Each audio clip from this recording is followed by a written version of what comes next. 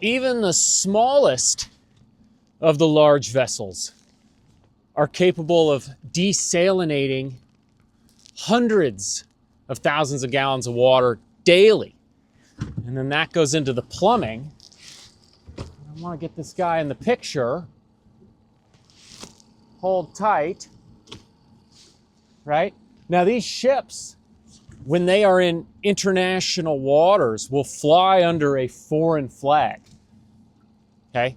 And then the federal regulations, get into the shot, so the federal government then requires them to stop in a foreign country,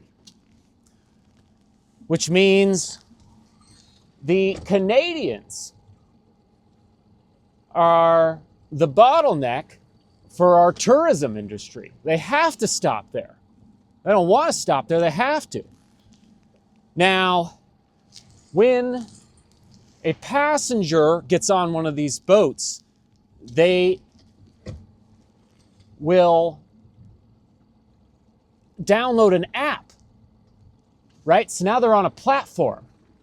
And you think, oh, that's harmless. Not so much. That platform, that application, or that app will direct them where to shop when they get here. So how do we make money in Sitka? Well, we have a couple different options. We got the head tax. We got a sales tax. Or we can develop new ways of selling them things. But that app, that platform, may direct them to stores owned by the cruise ship. So we could lose one of those. Also, Sitka's kind of a strange, if I keep drifting, I'm going to flip out. We're hard to get to. So we have to compete with the other cities in the region. So with the federal regulation and through Canada's portal or whatever, then we get the tourists, then we got to compete with each other for them while they go on an app and get directed away from the stores. I'm going to overcorrect here so that I can drift into scene, right? Now the dock is contentious. It's partially owned by the cruise ship industry, right? And so this is a pattern.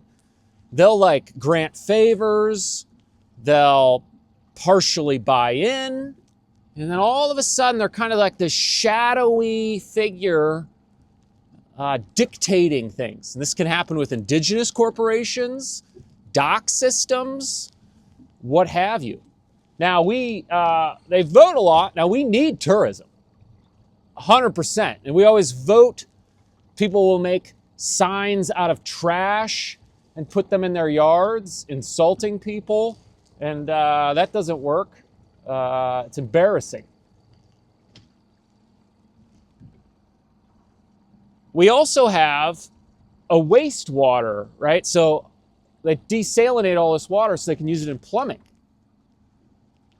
They pay a tax. This is kind of like a poop grift to the state, not to the city. They pay a tax to the state for ocean rangers to board the vessel and watch them poop in ocean, right? So they discharge everything. I'm getting a little close. Okay, but here's the deal. I don't think the ocean rangers are actually on the boat. So the state of Alaska is collecting a tax, not providing the service.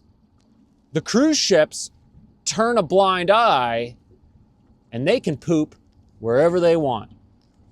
And we get no money for it. So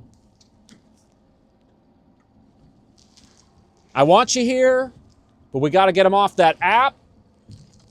And I got to figure out how to drive a boat. This one is particularly tall, but I wanted to give it a wave.